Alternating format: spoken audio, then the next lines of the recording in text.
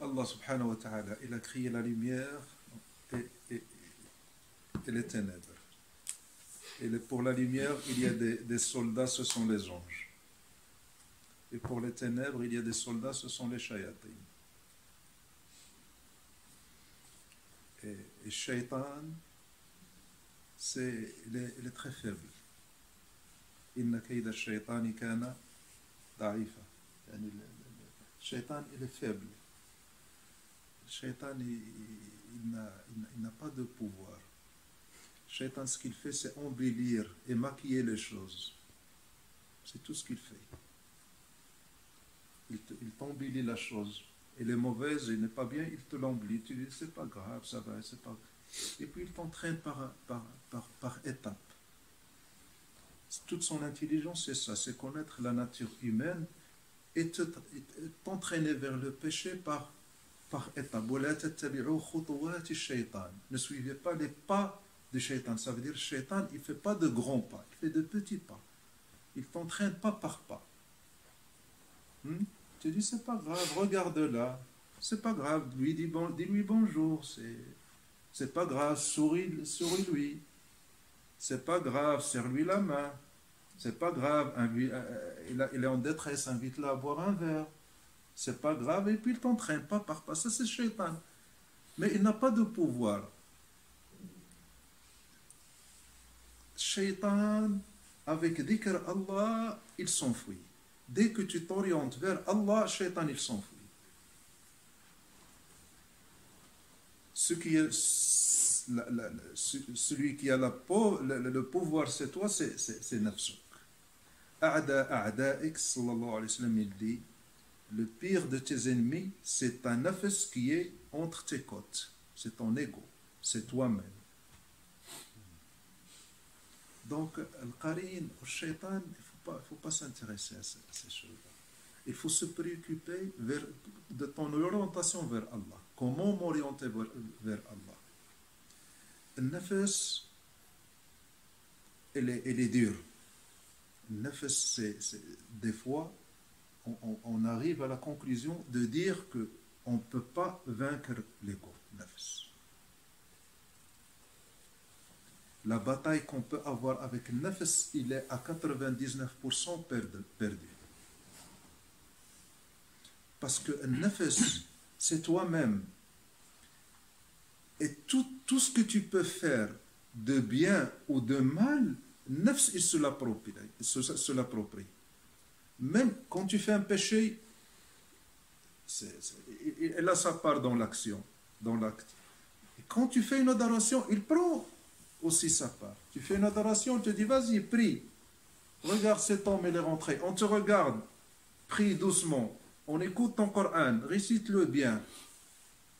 Tu termines ta prière, il vient chez toi. Il te dit, ah, masha'Allah, tu as fait la prière. Regarde, il y a plein de gens qui ne font pas la prière. Tu es mieux que. Nafs, elle est là. Alors, comment faire avec le nafs qui est là, qui intervient à chaque... Comment la tuer? Le laisser asseoir et se dériver de Allah. Comment? Comment écraser le nafs? L'ego.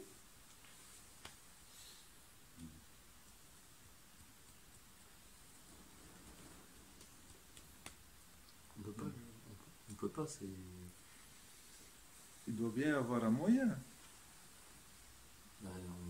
Il n'y a qu'Allah qui peut la... Tout est fait par Allah. C'est l'extinction. L'extinction.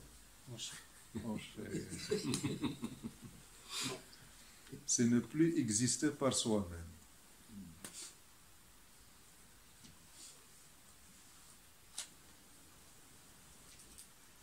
C'est ne plus exister par soi-même.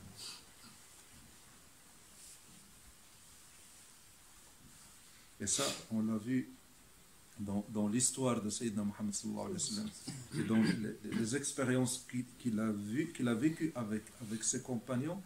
c'est Sayyidina Abu Bakr qui donnait toujours la leçon de cette extinction avec Rasul sallallahu alayhi wa sallam. Et même les compagnons les plus proches de Sayyidina Mohammed n'arrivaient pas à comprendre cet état de Sayyidina Abu Bakr.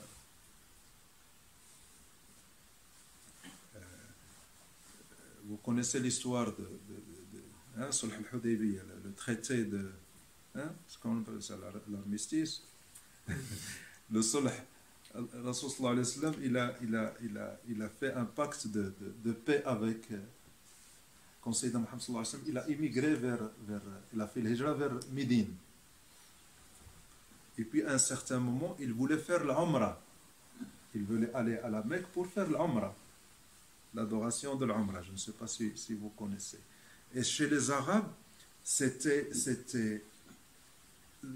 ça veut dire la Mecque, elle était autorisée pour tout le monde. C'était la maison d'Allah. Ils n'avaient pas le droit, les gens de la Mecque, d'interdire à qui que ce soit qui veut venir faire l'Umrah de lui barrer le chemin. Et Sayyidina Muhammad sallallahu alayhi wa sallam, il a dit,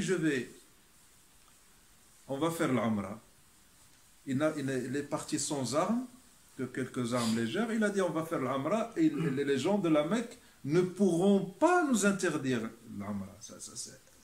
Dans la mentalité arabe, c'était quelque chose d'inconcevable. Et malgré ça, quand Sayyidina Mohammed est sorti avec ses compagnons, les gens de la Mecque, ils l'ont arrêté. Ils lui ont dit, pas d'Umrah. Qu'est-ce que vous faites? On vient avec nos brebis, on veut faire l'adoration de l'Umrah? Non, pas d'Umrah. Qu'est-ce que vous racontez? Non, pas d'Umrah. Alors, les compagnons du prophète sallallahu alayhi wa sallam, ils ont dit, si on nous interdit d'aller à la Mecque, il vaut mieux mourir. Ça veut dire que c'est la fin du monde pour eux. Et ils ont fait la mubaya avec Rasul sallallahu alayhi wa sallam pour mourir. Ils ont dit, on va se battre avec eux, avec les armes qu'on a, et on va mourir tous, il n'y a pas de problème, ça ne nous dérange pas. Et ils ont fait le mubaya avec Rasul sallallahu alayhi wa sallam. Mais Rasul sallallahu alayhi wa sallam, il ne veut pas la mort des gens, il veut la vie des gens. La mort, ce n'est pas un but. Alors, il a commencé à négocier avec. Et puis, ils ont écrit un pacte de paix entre la Mecque et entre les musulmans de Médine. Et Rasul sallallahu alayhi wa sallam, il a accepté des conditions inacceptables. Parmi les conditions qui ont été dictées à Rasul sallallahu alayhi wa sallam, c'est quand quelqu'un qui vient de la Mecque, qui se convertit à l'islam, et qui vient de la Mecque, qui migre à Médine, les musulmans doivent le refouler. Et Sayyidina Omar dit à Sayyidina Mohammed, comment ça? L'homme ou la femme qui vient chez nous, la femme non, il l'acceptait, mais l'homme qui vient, musulman, se réfugier à Médine, on le donne aux mécréants pour qu'ils le tuent. La 70, c'est pas grave, on va l'accepter. On va l'accepter. Et celui qui écrivait le pacte, c'était Sayyidina Ali. C'est Sayyidina Ali, parce que Rasul sallallahu alayhi wa sallam n'était pas écrivain, il n'écrivait pas. Et Sayyidina Ali, il écrivait. Et quand ils ont écrit le pacte, Rasul sallallahu alayhi wa sallam, il a dit écrit entre le messager d'Allah, Mohammed, et le représentant des gens de la Mecque. Alors le représentant de la Mecque, il a dit non, on n'écrit pas messager d'Allah. Si on reconnaissait qu'il était messager, on ne serait pas en guerre contre lui. Enlève messager, entre Mohammed. Alors Rasul sallallahu alayhi wa sallam, il a dit à Sayyidina Ali, efface messager d'Allah, c'est pas grave. Alors Sayyidina Ali, il a dit non, j'efface pas messager d'Allah. Alors Sayyidina Mohammed, il a dit efface et tu auras le même traitement.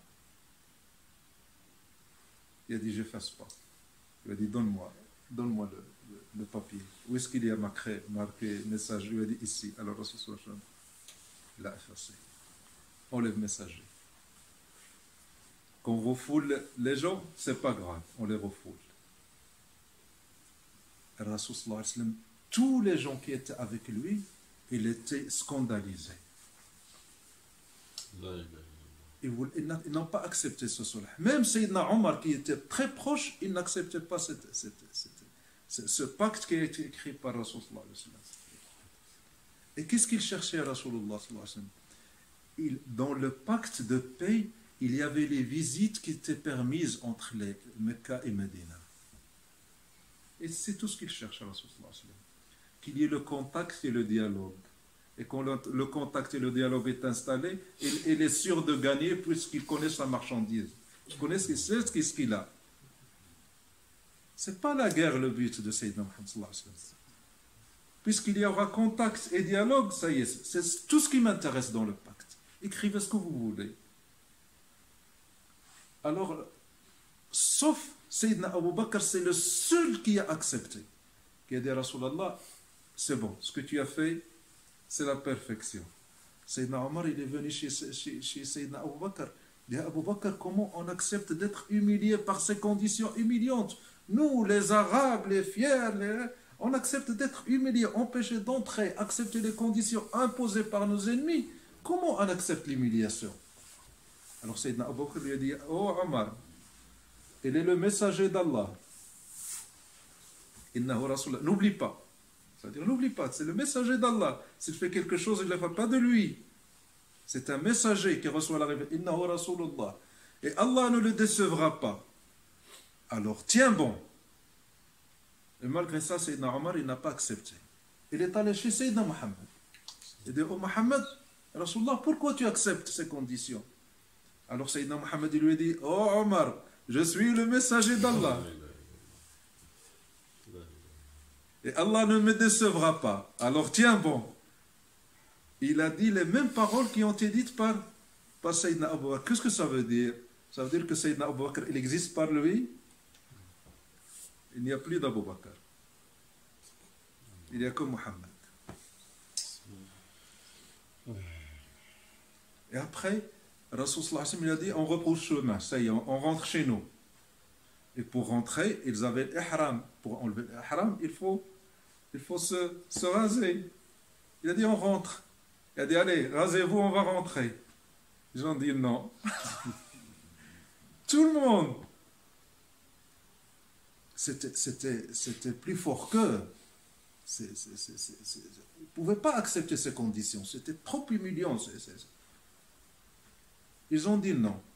Alors Rasul sallallahu alayhi wa sallam, il est rentré chez sa femme, Salama. Il dit à Salama, ils sont finis. Les gens sont finis. Et qu'est-ce qui se passe, Rasulullah? Il dit, je leur ai demandé de se raser, ils n'ont pas accepté.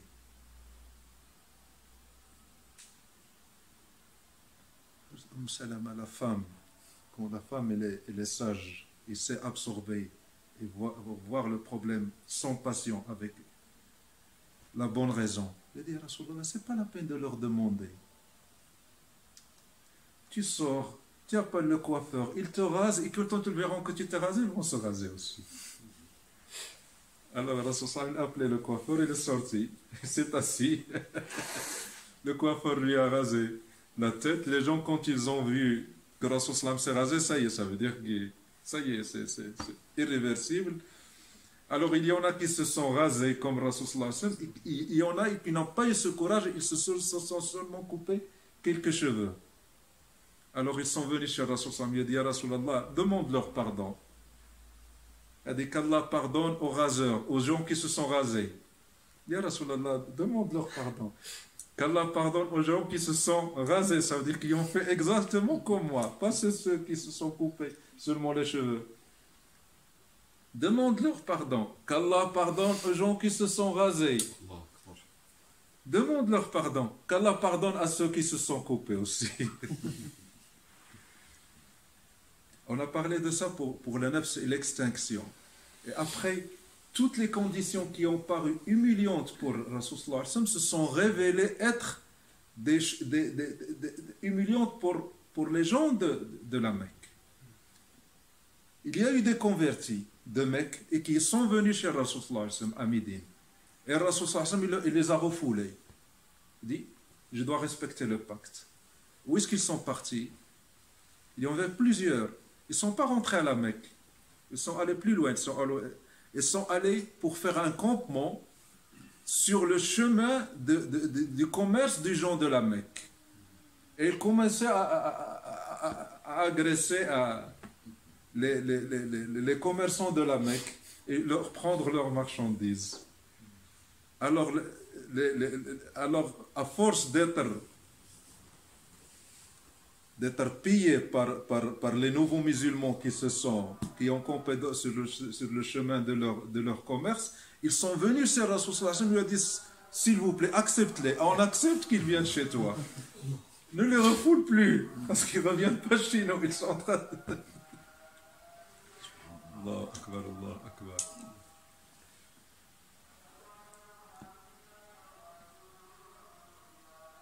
Al-nafs, l'ego, n'est écrasé que sous un écraseur. Et l'écraseur, c'est nafs de cheikh, c'est cheikh.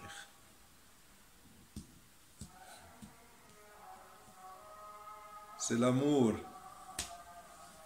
Quand tu aimes, tu n'existes plus. Il n'y a que ton bien-aimé qui existe.